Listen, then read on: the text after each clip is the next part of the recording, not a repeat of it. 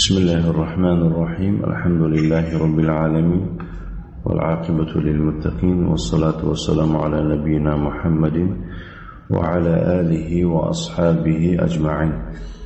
أما بعد، فنتابع درسنا من شروط الصلاة لشيخ الإسلام محمد بن عبد الوهاب بن سليمان بن علي رحمه الله تعالى.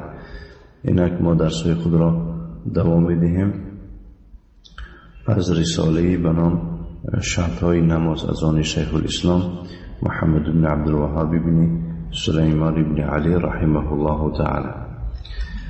درس ما آنجا که گفته است که از شرط الخامس همونجا آغاز می‌یابد.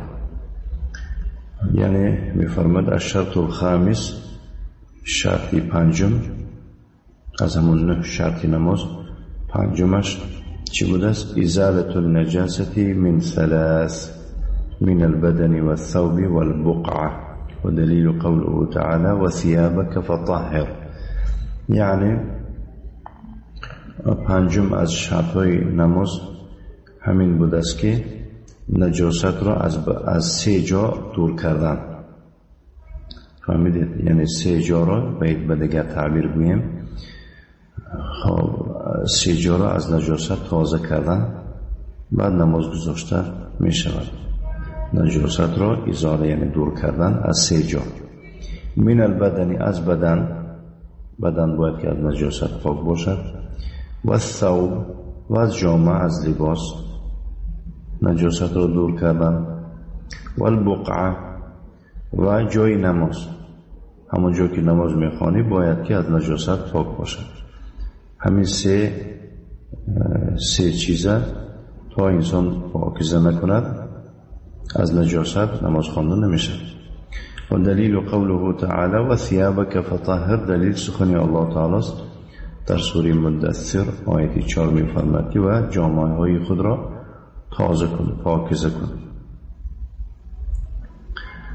الشرط السادس، شرط ششم، ستر العوره.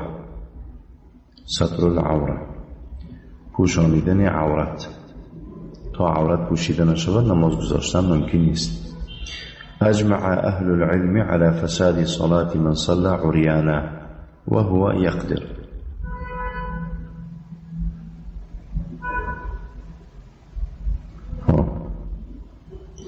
میفرماید که اهل علم یعنی علما متفق شدگی هستند، یک گپ شدگی هستند و ویران شدن نمازی کسی که نمازش را برهنه میگذارد و هو یقدر، حالان که او قادر است به پوشاندن عورت. یعنی میتواند که عورتش را پوشاند ولی دیدو دانسته چیکار میکنه؟ نمازش را برهنه میکنه. اگه برهنه و معنا ندارد که تماما بدنش از جامعه از لباس بدر کنند، نه، این خیلی نه. مثلا بعضی انسان ها هستن که همین خیلی بعد فوتبال که بعضی مایک ها میپوشن که عورتش مینماز میفهموند که عورت از کجا سر میشن.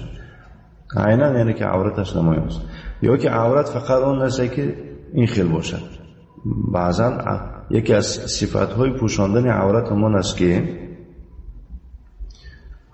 باید که همون لباس شما گرچنده که تمام عضوتان پوشاندگی باشد، باید که همون جاهای عورت مجسمه نشود. یعنی که همون لباس تا اون اندازه ترنگ نباشد که لینگ های انسان می نمایند، ترنگ شده می نمایند، یا که عورتش می نمایند نمایند. یعنی که مثال گیریم شرط های پوشاندن عورت همون است که یکی از شرطاش اینه که وقتی پوشیده شود باید که لباس ها ترنگ نباشند، جفس نباشند. دوم لباسی تنوگ نباشد که این طرف اون طرفش دیار شود. فهمیدیدم؟ شرط ششم چی بود است؟ ستر العوره، عورت پوشاندن. اجمع اهل العلم على فساد صلاة من صلى عريانا وهو يقدر. یعنی اهل علم متفق شدن با ویران شدن نمازی کسی که نمازش برهنه میگذارد و حالا که قادر است به پوشاندن عورت. و حده و حد عورت الرجل من السرة الى الركبه.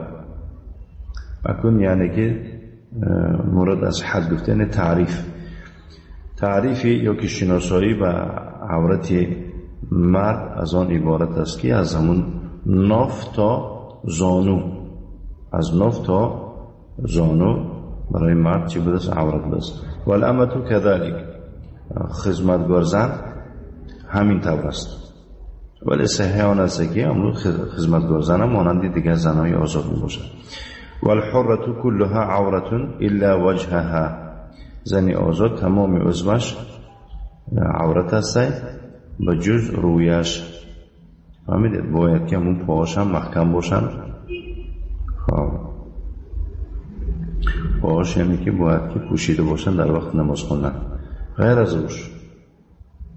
اما اگر یکون کسی بیگانه در نزدش حضور داشتگی باشد، خصوصا خانه ما و شما بعضا داخل می شود که مثال گریم ینگ هاتون در پشتون نماز خوندستن، ممکن نیست. باید که روش هم محکم باشد.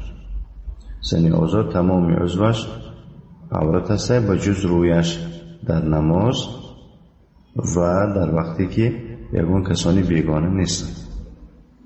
و دلیل قوله تعالی، دلیل سخنی الله تعالی است: یا بنی آدم خذوا زینتکم عند کل مسجد، ای عند کل صلاه.